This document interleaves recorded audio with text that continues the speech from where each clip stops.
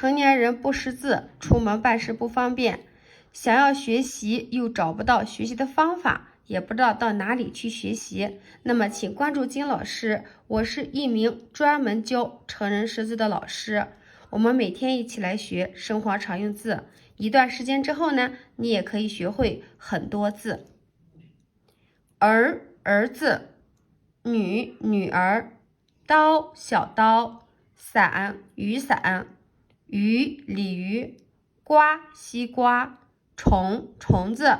米，大米；云，云彩；了，好了；来，来回；玉，玉米；多，多少；少，多少；问，问题。